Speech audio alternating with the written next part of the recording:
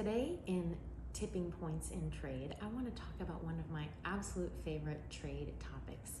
It's the de minimis tax rule. It's a rule that allows low value shipments to enter the US free of duty and customs paperwork. Today I'm styled head to toe by de minimis. I'm Jennifer Tipping.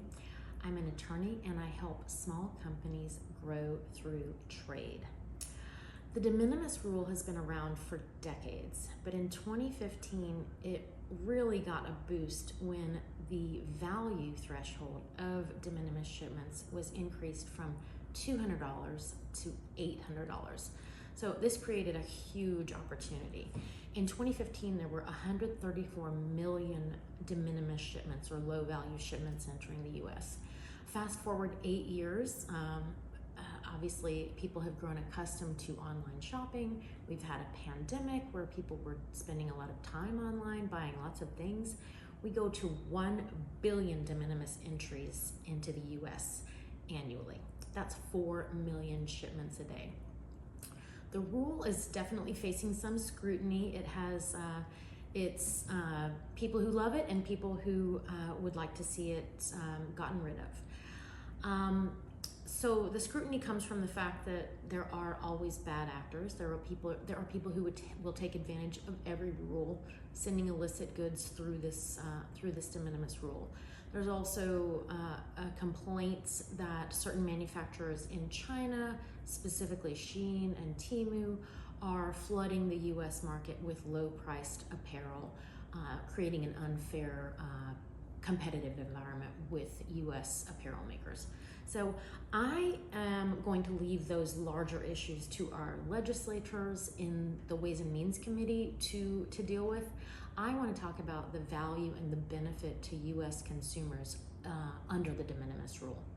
So low prices obviously are the first one. Fast shipping is another one. We have grown to accept that anything we order will reach our doorstep within just a couple of days. And the last thing is free and easy returns without having to essentially act as an exporter. So easy peasy returns is something that we all want and expect. An additional upside to this de minimis rule is the reciprocal nature of it. So there's about 90 countries in the world that also offer de minimis treatment of low value items.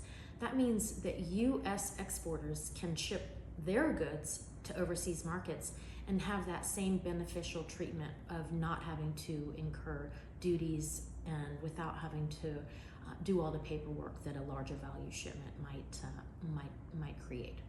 So huge opportunity there. I want to talk about a real life example. I mentioned that I am styled by de minimis. So one of my favorite online sales platforms in the last few years served up an ad to me a few years ago, and I took the bait and I have fallen in love. This is a website that represents small sellers around the world who might not otherwise see the light of day and certainly would not reach US consumers. But because of this online platform, it's very easy for US consumers to buy things from designers around the world. I'm a huge fan of items that are high quality and low price. I'm not a big fast fashion person. I like to buy things that last for years and years. So when this particular sales platform has a sale, my heart skips a beat. So in June, they had a big sale, and I spent some time going through the website. I bought a shirt for one of my daughters from Australia. I bought a necklace from the United Kingdom, another necklace from Canada, and this dress that's made in Romania. Each of these items reached me separately within just a few days of me placing the order. And of course, that's just a thrill. Retail therapy, everybody loves it, especially when there's a value and a bargain. In one instance, specifically this necklace from Canada, I received the bracelet instead of the necklace. So if not for de minimis, that would have been a major headache. I would have had to go to UPS or DHL, complete paperwork, customs forms, a commercial invoice. But because of de minimis and the excellent customer service that this particular sales platform offers, it was incredibly easy to swap out the bracelet I received in error and to receive the necklace that I wanted and that I quite like. So I'm a happy customer. This was so easy. I can't wait for the next sale. And it's all possible because of the de minimis rule. So it may or may not seem obvious that the de minimis rule applies to just about every industry. There's a few exceptions: firearms, alcohol, tobacco, things that probably do seem obvious.